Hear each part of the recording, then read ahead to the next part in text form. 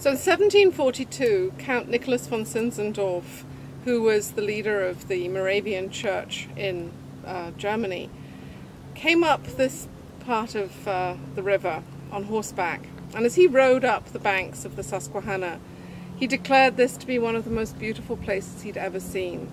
He was fortunate to be coming here in autumn, when it is very, very beautiful.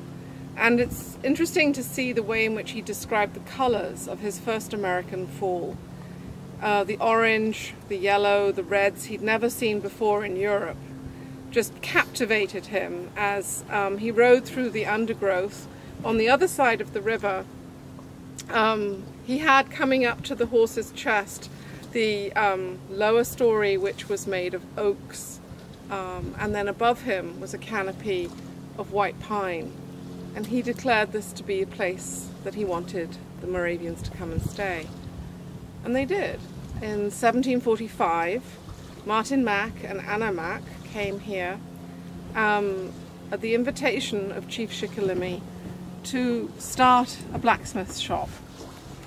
They didn't get permission to start the blacksmith shop until 1747, after the Treaty of Albany, when the Iroquois finally declared that they were on the side of the British, because the British colonial government was a bit nervous about saying to the Iroquois, here's a blacksmith shop to mend your weapons, until they knew whose side they were on.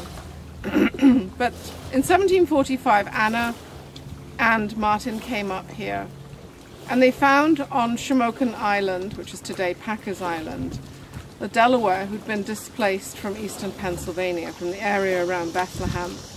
They were very poor. There was no hunting ground here for them.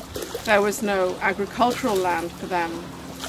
All they could do was to hunt out west of here, and also to do some trading. But on that island was living the mother of Andrew Montour, Madame Montour, who by that time was in her 80s and quite weak and frail, and no longer the powerful trading woman that she had been with the Quebecois and in the fur trade and the Iroquois up in Canada. She moved down here and lived on Packer Island, on Shamokin Island, in a hut, and bewailed the state of the native peoples and how they had lost so much of their culture, lost so much of their land, lost so much of their way of life. But she welcomed the Moravians to come and stay with her for a few months in her small hut. And Andrew apologized for how meager it was. And Anna turned around to him and she said, you know, I would rather stay in this house than in the finest house in Philadelphia. And with that, Andrew was pleased. And they stayed here. It was very hard in the beginning. Fortunately, Anna could speak Mohican, and she could also speak some Delaware.